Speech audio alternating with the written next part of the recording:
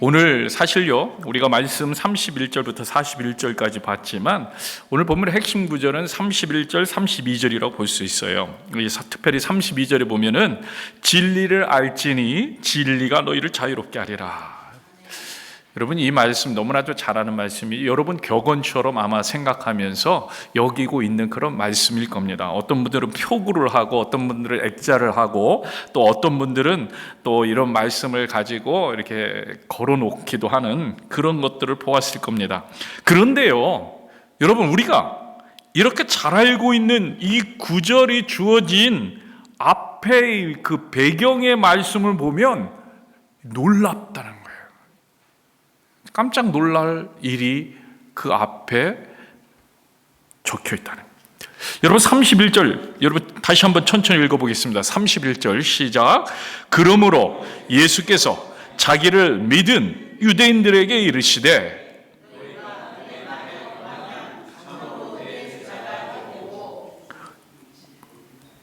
잘 읽으세요. 눈으로 그리고 보고 계세요.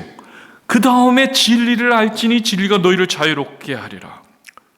여러분, 조금 이상한 점 찾으셨나요? 분명히 31절에 보면요, 어떤 무리에게 이 말씀을 하고 있습니까? 자기를 믿은 유대인들에게, 믿은 사람들이에요. 믿은 유대인들에게 이렇게 표현합니다. 여러분, 사실 예수님을 믿는 유대인들이 이제 생겨나고 있었어요. 그런데 사실 제가 왜 놀랍다고 이야기하냐면 그 후반부를 보세요.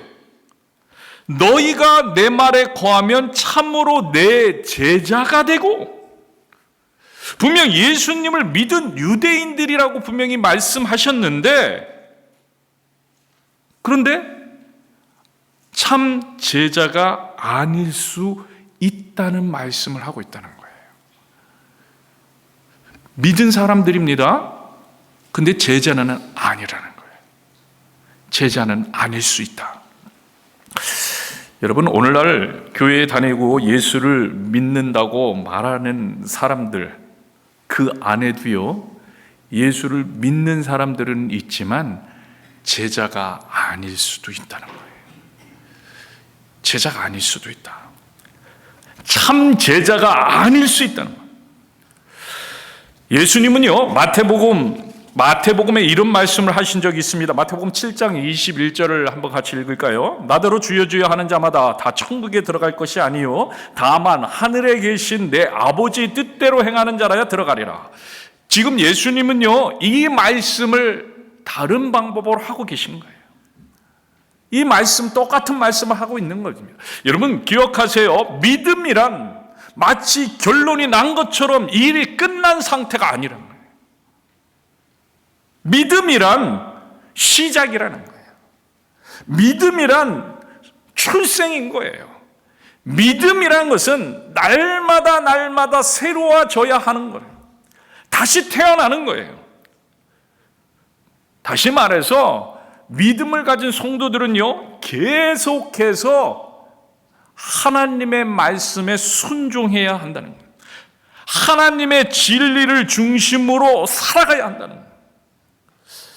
여러분, 우리가 읽은 이 본문의 말씀은 쉬운 성경은 이렇게 기록합니다. 쉬운 성경은 이렇게 번역했는데요, 너희가, 잘 들으세요, 너희가 나의 가르침을 꼭 붙들고 있으면 진정 나의 제자이다. 이 번역을 이렇게 했다는 거예요. 이 구절을 예수님 말씀하십니다. 너희가 나의 가르침을 꼭 붙들고 있으면 진정 나의 제자이다. 여러분, 바로 이거예요. 성경은요, 정말 놀라운 진리를 말씀해 주고 있습니다. 예수님을 그냥 믿는 것, 그냥 아는 것. 여러분, 우리는요, 믿는다는 단어와 아는 단어로 혼동할 때가 있다는 거예요. 그냥 아는 것 정도를 믿는 것으로 생각할 때가 있다는 거예요. 그러면 그 정도로 아는 것, 소위 우리가 믿는다고 말하는 것, 그걸로 안 된다는 거예요. 여러분, 지나가는 사람들도요, 예수님의 행하신 역사를 보고 믿을 수 있습니다. 그들을 바라볼 수 있어요. 그러나 그들은 제자라고 부르지 않아요. 그들을 제자라고 말하지는 않습니다. 제자는 아니라는 거예요. 아, 하나님이시구나. 많은 기적과 이적을 행하신 예수님을 보면서요, 정말 대단한데, 정말 하나님의 아들이구나. 이런 생각, 이런 고백할 수도 있습니다. 그런데요, 여러분 기억하세요. 이 고백이, 우리가 고백하잖아요. 아, 예수님은 하나님이십니다. 예수님 나의 주십니다. 예수님 나의 왕입니다. 이렇게 우리가 고백하고 있잖아요. 오늘도 그렇게 착한 양을 드렸잖아요. 그러나 이 고백이 나에게 어떤 영향을 주고 있느냐? 여러분, 이게 더 중요하다는 거예요. 이게 제자로 가는 길의 시작일 수 있다는 거예요. 주님의 백성이 되는 시작일 수 있다. 우리가 아는 거는 그냥 아는 거예요. 그러나 믿는 것은 반드시 우리를 변화시킵니다. 믿는 것은 우리를 새롭게 합니다. 아는 것은요, 그냥 아는 거예요. 그냥 지식은 아는 거지만, 믿는 것은 우리를 그 믿음대로 행하게 한다는 거예요. 그게 우리예요. 우린 그렇게 지음받았어요. 우리는 믿는 대로 행합니다. 그래서 여러분에게 묻습니다. 예수를 믿는 것이 우리에게 어떤 의미가 되고 있습니까? 다시 묻습니다. 예수님이 우리 삶 속에서 왜 중요하십니까? 좀 다른 각도로 질문합니다. 예수를 믿는 것이 우리의 삶 속에서 어떤 변화를 가져오고 있는지. 여러분, 바울을 보세요. 바울은요, 그의 삶의 현실 속에서 부활의 예수님을 만납니다. 그렇죠? 부활의 예수님을 만나고 사람이 완전히 변합니다. 예수님을 믿는다는 것은 이런 겁니다. 바뀌는 거예요. 왜? 믿기 때문에 바뀌는 거예요. 한마디로요, 완전히 변합니다. 예수님의 말씀을 거부하던 자가 증거하는 자가 됩니다. 예수님을 핍박하던 자가 예수님을 옹호하는 자가 됩니다. 믿는다는 건 이런 거예요. 믿는다는 것은요, 변화를 가져옵니다. 그래서 예수님의 말씀을 선포하는 자가 됩니다. 여러분, 우리가 예수님을 믿는다는 것은요, 예수님의 말씀을 선포하는 자가 되는 것을 말하는 거예요. 증인이 되는 것. 오직 성령이 너에게 임하시면 너희가 권능받고 내 증인이 되리라고 말씀하십니다. 예수님의 말씀인데, 예수님을 믿는 자들은요, 예수님을 증인하는 거예요. 증거하는 자들이 되는 거예요. 늘 선포합니다. 구원, 예수님의 구원을 말합니다. 예수님의 십자가를 말합니다. 예수님의 계획을 말합니다. 예수님의 희생을 말합니다. 예수님의 순종을 말합니다. 예수님의 하나님 되심을 말합니다. 가는 곳마다 바울을 보세요. 고난을 당하고 옥에도 투옥되고 매도 맞습니다. 그래도 말하는 거예요. 왜요? 믿으니까. 예수님을 믿으니까. 고린도후서 11장 24절에서 27절, 너무나 우리가 잘 알고 있는 말씀인데요, 한번 같이 제가 읽어드리게 눈으로 보시면 되겠습니다.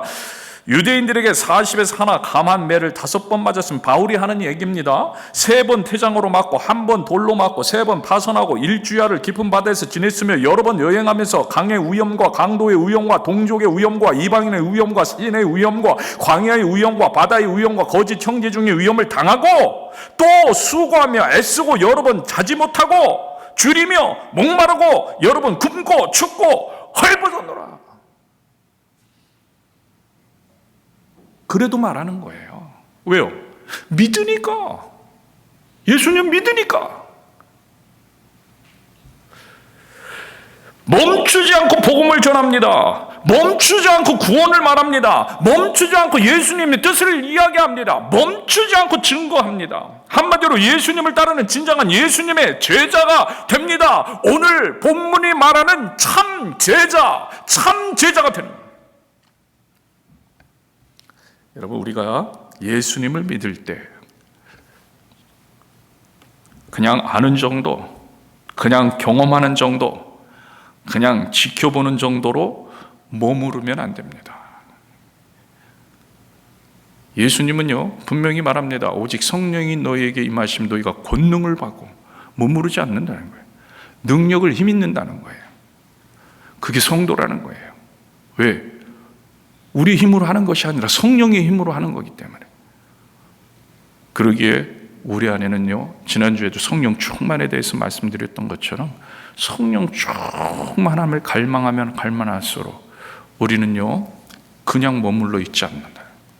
머물러 있지 않을, 그럴 수 없는 거예요. 머무르면 안 되는 거예요. 머무르는 정도의 사람들은 어떤 사람들이야? 오늘 본문에서 표현한 예수를 믿는 유대인들 정도의 사람들입니다. 여러분, 이들은요, 숨은 사람들이에요.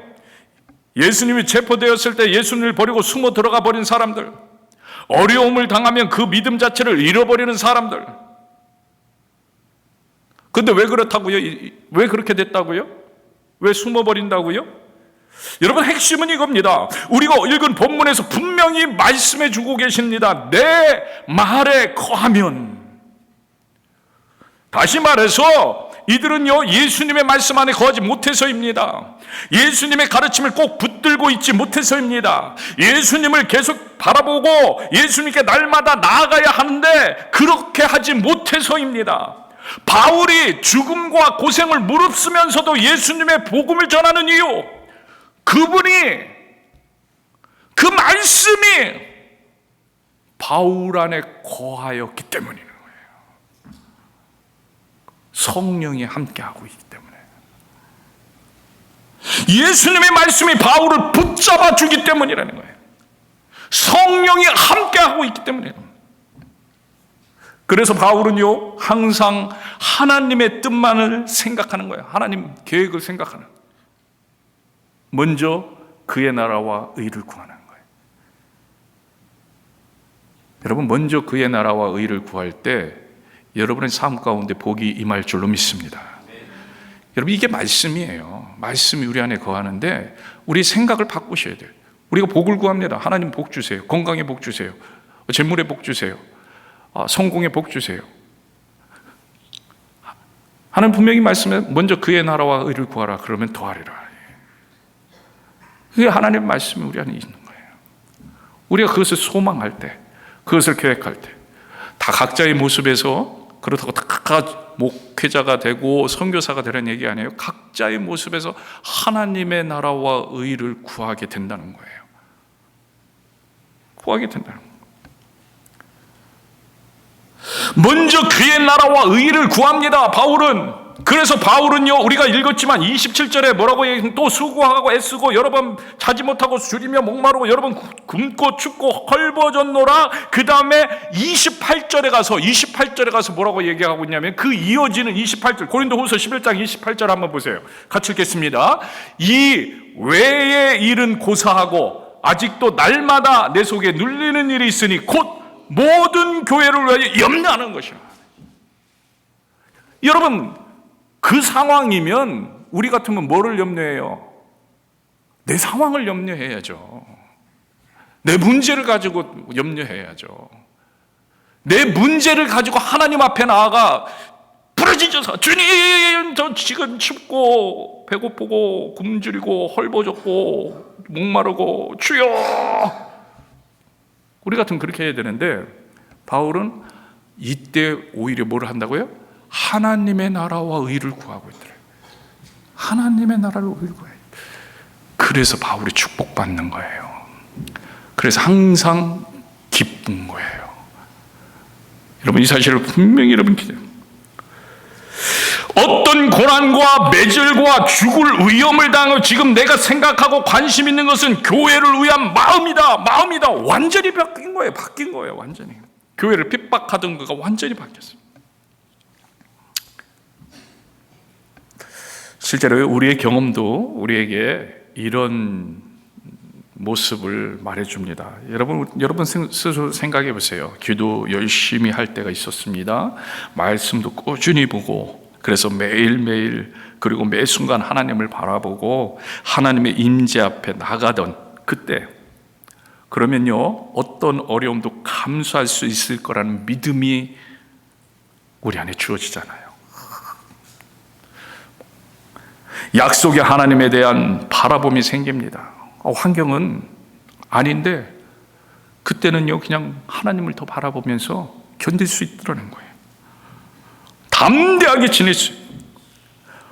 오히려 하나님의 은혜에 감사하는 마음이 생깁니다. 교회를 향해서도 더 충성하고 싶고 더 열심을 내고 싶어집니다. 사람들을 더 위로하고 싶어지고 사람들을 기도하고 싶어지는 거예요. 그래서 아는 사람을 만나면 하나님의 은혜를 나누고 싶은 그런 마음이 생깁니다. 내가 하나님의 은혜로 지금 살고 있어, 내가 하나님의 은혜를 입었어 하고 자랑하고 싶어집니다. 혹시라도 세상 일로 걱정하고 있는 그런 동료나 이웃을 보면 그래 어렵지, 위로하면서 그래 기도하자 이렇게 얘기해주고 싶습니다.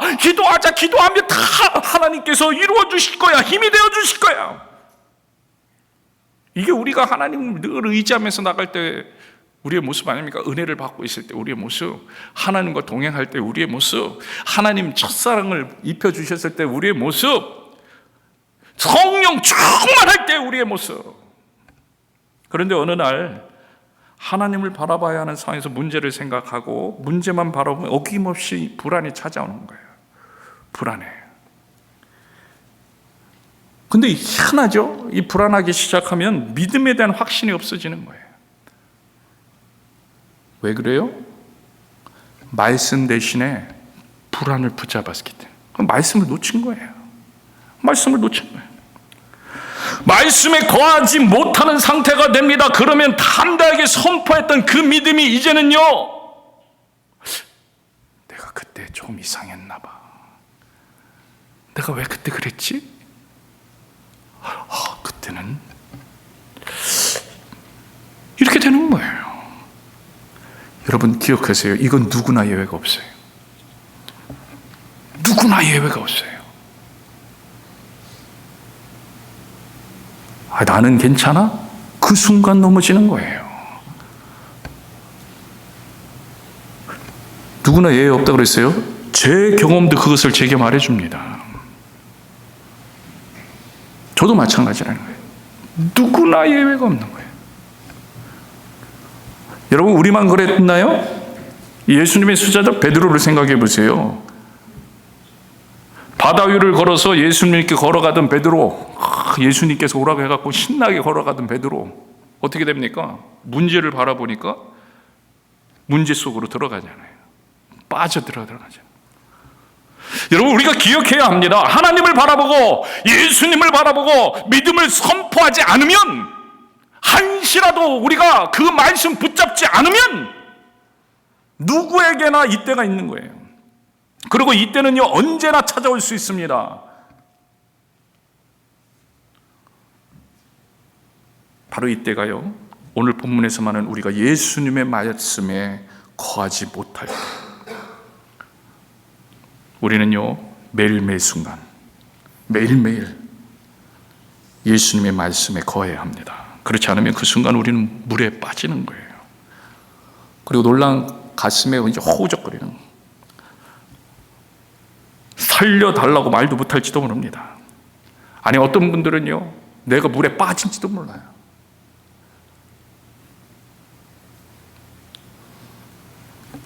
왜 주님을 바라보라고요? 여러분 그때마다 예수님은요 건져주시길 원하시는 거예요. 건져주시길 원하세요. 베드로 건져주시잖아요. 건져주시길 원해요. 여러분 이 사실을 믿으시길 축복합니다. 그래서 매일 바라보는 거예요. 그래서 매일 주님을 찾는 거예요. 매 순간 주님을 찾아야 되는 거예요. 그럼 건져주시. 여러분 이게 은혜예요. 이게 복음인 거예요. 바라보기만 하면 돼요. 이사야서 57장 17절에서 19절 내용을 한번 보세요. 사실 이들은요 패역한 자들입니다. 완전 죄악의 길로 들어간 자들입니다. 그런데도요 그들에게 약속을 주셔요. 같이 읽겠습니다. 이사야서 57장 17절 19절 같이 읽겠습니다. 그의 탐심의 죄악으로 말미암아 내가 노하여 그를 쳤으며 또 내 얼굴을 가리고 노하였으나 그가 아직도 패역하여 자기 마음의 길로 걸어가는도다. 아직도 패역했다는 거예요. 내가 그의 길을 보았은즉 그를 고쳐줄 것이라. 그를 인도하며 그와 그의 슬퍼하는 자들에게 위로를 다시 얻게 하리라. 입술의 열매를 창조하는 자 여호와가 말하노라. 먼데 있는 자에게든 가까운 데 있는 자에게든 평강이 있을지어다. 평강이 있을지어다. 내가 그를 고치리라. 여러분, 하나님 이런 하나님이에요. 하나님의 진노와 심판 안에 있어야 하는 자들입니다. 그러나 그들을 다시 인도해 내시고 그들에게 평강이 있을 수 있도록 그들을 고치실 것을 말씀하십니다. 여러분, 하나님이 이런 분입니다. 건져주시는 예수님, 건져주시는 예수님을 기억하세요. 그러기에 우린 늘 바라봐야 돼요. 혹시 믿음보다 문제를 더 크게 보고 있었습니까? 여러분, 그런 적이 기억납니까? 아니, 지금 그런 모습 속에서 걱정과 근심 속에 있습니까? 아니, 어떤 어려운 문제에 직면해 계십니까? 그 문제 때문에 예수님을 바라보지 못했던 것이 지금 이 순간에 생각납니까? 아니, 지금 어떠한 문제 때문에 예수님께 나아가지 못하고 있으면서도 내가 그것이 문제인지 모르고 계십니까? 여러분, 모든 걸 개의치 마시기 바라요. 여러분, 그건 마음에 두지 마세요. 그냥 이 순간에 예수님 바라보면 되는 거예요. 그냥 예수님 의지하면 되는 거예요. 예수님 도와달라고 말씀하시면 되는 거예요. 예수님 의지합니다. 예수님 믿습니다. 예수님 나의 주십니다. 나의 왕이십니다. 예수님은요, 그런 우리를 건져주시길 바라십니다. 오늘요, 어떻게 보면 가만히 자신을 따르고 있는, 그렇죠? 조용히 자신을 따르고 있는 소위 믿은 유대인들에게 왜 이런 말씀을 해주고 계시겠어요? 믿은 유대인들에게 왜 이런 말씀을 하십니까? 너네가 이제 조금 믿었으니까 고민 좀 해봐라. 그래서 이런 얘기를 하는 겁니까? 아니잖아요.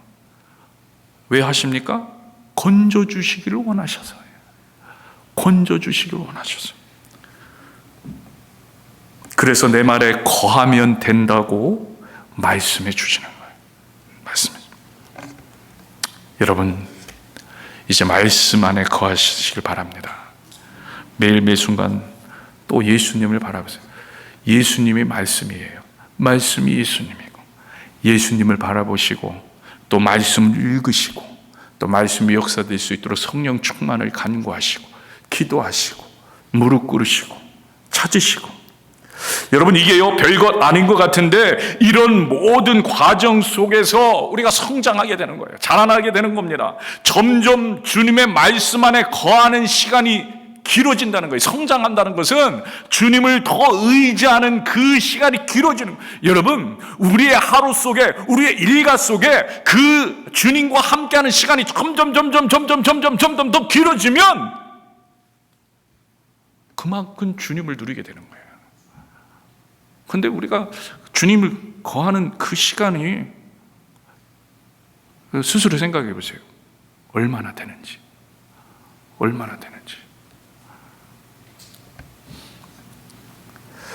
예수님을 바라보는 순간이 더 길어지고 깊어지게 되길 축복합니다. 여러분, 기억하세요. 그 순간, 지금 말씀드린 그 순간이, 그 말씀 안에 거하는 그 순간이 우리가 진리를 알게 되는 순간이에요. 다른 말씀 예수님이 하시는 게 아니에요. 그 순간이, 말씀 안에 거하는 그 순간이, 주님과 함께하는 그 순간이 우리가 진리를 알게 되는 순간. 그리고 그 순간은, 여러분 생각해 보세요. 그 순간이 자유로운 순간이에요. 그 순간이 자유를 누리는 순간이에요. 여러분 따라해 봅시다. 말씀 안에 거하는 순간이 우리가 진리를 알게 되는 순간이다. 그래서 이 말이 성립되는 겁니다. 내 말에 거하면 참으로 내 제자가 되고 진리를 알지니 진리가 너희를 자유롭게 하리라. 진정한 관계의 회복이 일어나는 거예요. 진정으로 하나님을 만나는 거예요. 예수님과 함께하는 자유함을 맛보게 되는 거예요. 관계의 회복이 일어나는 거예요. 무슨 얘기입니까? 창조 때의 원래 상태를 회복함으로 오는 자유함. 그때 우리는 자유를 맛보거든요. 그때 우리는 하나님과 함께함의 큰 기쁨을 맛보거든요. 진정한 평강, 진정한 사랑, 진정한 회복. 여러분, 이걸 놓치면 안 되는 거예요. 이거를 간직하는 삶을 주님 안에 거하면 된다. 주님 안에 거하면. 사실요, 이 세상에 살고 있는 모든 사람들은요, 뭐라고 말합니까? 공중권세 잡은 사단의 권세 아래 있다고 얘기합니다. 그렇습니다. 그래요. 왜? 우리가 죄를 지었기 때문에, 죄 아래에 있기 때문에 그렇게 표현하는 거예요. 죄 아래에 있다는 거예요. 죄. 그래서 공중권세 잡은 사탄의 권세 아래, 죄 아래에 있는 거예요. 예수님께서요, 재림하시기 전까지 사단은요, 자신들이 이 세상의 승리자인 듯 사람들을 계속 그렇게 죄를 짓게 미혹할 겁니다. 죄를 짓는 삶이 당연하다고 만들고 생각하고 그게 이긴 삶이라고 생각하도록 꼬실 겁니다. 무슨 얘기예요? 다스릴 거라는 거예요. 컨트롤할 거예요. 그러니까 죄의 권세 아래 있다는 거예요. 사단의 권세 아래 있다는 그런 의미예요. 오늘 본문 34절 보세요. 예수님은 이렇게 말씀하십니다. 예수께서 대답하시되 진실로 진실로 너에게 이르노니 죄를 범하는 자마다 죄의 종이라. 죄를 범하는 자마다 죄의 종이라. 여러분, 죄를 범하면 죄의 종입니다. 당연한 얘기를 지금 하고 있는 거예요. 그리고 이 말씀은 이미 모든 사람들이 죄 가운데 있다는 말씀이에요. 모든 사람 죄를 범하였잖아요. 모든 사람이 죄를 범하고 있잖아요. 모든 사람이. 그러니까 똑같은 말이에요. 공중권세 잡은 사단의 아래에 지금 있는 거예요. 그래서 진리가 너희를 자유롭게 해줄 것이라는 이 말씀은 결국 원래대로 하나님의 권세 아래 있게 된다는 거예요. 죄의 종, 사단의 권세 아래가 아니라 하나님의 권세 아래 있게. 이것이 진정한 자유라는 거예요. 하나님이 통치하는 것이 궁극의 진리라는 영적인 말씀. 그런데 사람들은요, 관계의 회복이 하나님의 진정한 자유를 누리게 됨을 깨닫지 못합니다. 그래서 그들은요, 예수님께 이렇게 말합니다. 우리는 지금까지 누구의 종된 적이 없습니다. 이렇게 얘기하는 거예요. 이런 이들에게요, 예수님은 다시 한번 분명하게 말씀하십니다. 내 말에 거하면 내 제자가 되고, 내 말에 거하면 자유인이 되고. 여러분, 이렇게 기억하세요. 내 말에 거하면 자유인이 되고, 내 말에 거하지 않으면 죄의 종이 된다. 이 말씀을 해주시는 거예요. 여러분, 자유인이 되시기를 주의 이름으로 축복합니다. 내 말에 거하면 자유인이 되고, 그렇지 않으면 죄의 종이 된다. 여러분, 이것은요, 내가 되고 안 되고의 문제가 아니에요. 내가 어떻게 할 수 있는 문제가 아니에요.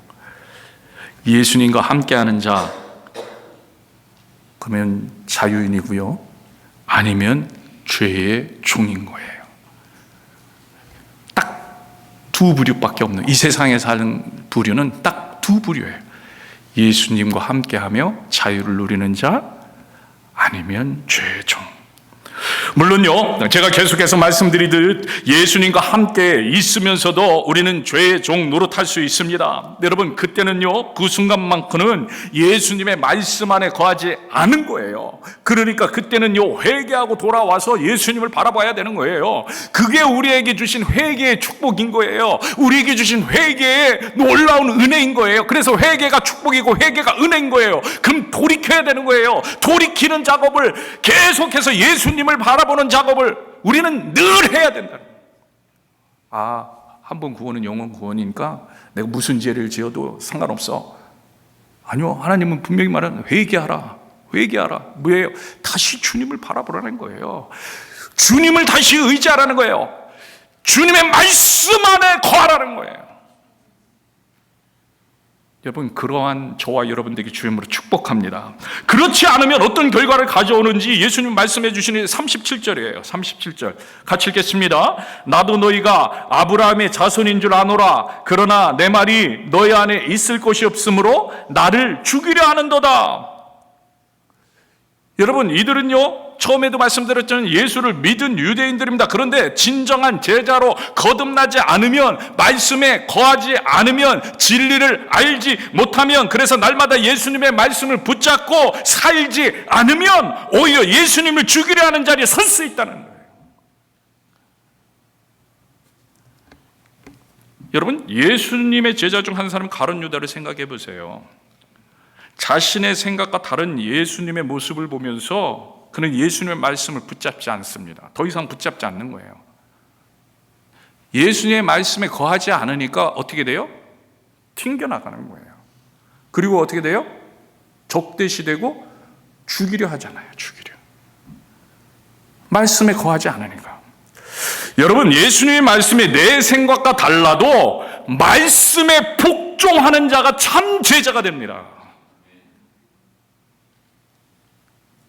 우리는 자꾸 우리 생각대로 판단하잖아요. 이거는 나에게 어려워. 이거는 안 돼. 나는 다르게 생각해. 여러분, 다르게 생각할 수 있어요. 어려울 수 있어요. 그럼 뭐 해야 된다고요? 회개해야 되는 거예요. 회개. 주님 도와주세요. 주님, 제가 이거 이해하게 해주세요. 주님, 제가 할 수 있게 해주세요. 그러니까 우리의 방향은 항상 예수님의 말씀을 향하고 있고, 우리가 따라가지 못하는 부분에 대해서 뭘 해야 된다고요? 회개를 해야 되는 거예요. 회개. 근데 우리는 그걸 방치해둬요. 그냥 괜찮아. 하나님은 사랑이잖아, 은혜잖아. 그러니까 방치해두니까 결과적으로 어떻게 돼요? 방치하는 것만 잡고 그게 진리인 줄 알고, 그 진리가 자유케 하는 건데 그게 진리인 줄 알고 착각하면서 죄의 종이 된 거예요. 죄의 종이. 예수님께서 또 말씀하십니다. 지금 너희를 보아라. 38절. 나는 내 아버지에게서 본 것을 말하고 너희는 너희 아비에게서 들은 것을 행하느니라. 이렇게 예수님이 말씀하시니까 이 말씀에 대해서 유대인들이 뭐라고 이야기하냐면, 우리는 아브라함의 자손입니다. 그리고 그 이야기는 하나님의 자손입니다. 그 이야기는 결국 무슨 얘기예요? 우리는 하나님께로부터 들은 것을 따라서 행하고 있다. 이 이야기를 합니다. 그랬더니 예수님이 분명하게 다시 말씀하십니다. 40절 같이 읽겠습니다. 지금 하나님께 들은 진리를 너에게 말한 사람이 나를 죽이려 하는도다. 아브라함은 뭐라고요? 이렇게 하지 아니하였어. 니네가 착각하고 있구나, 이 얘기하는 거예요. 니네가 아브라함의 자손이라고 말하는데 아브라함은 이렇게 하지 않았어. 여러분, 우리가 늘 돌아봐야 됩니다. 내가 행하고 있는 일들은 무슨 일입니까? 어떻게 하고 있습니까? 하나님의 일을 하고 있습니까? 하나님의 계획을 하고 있습니까? 내가 행하는 일들은 내가 하나님의 자녀이며 예수님의 자녀임을 드러내고 있습니까? 여러분, 한번 돌아봐야 돼요. 여러분, 다시 한번 말씀드립니다. 중립지대는 없어요. 중립지대는 없어요.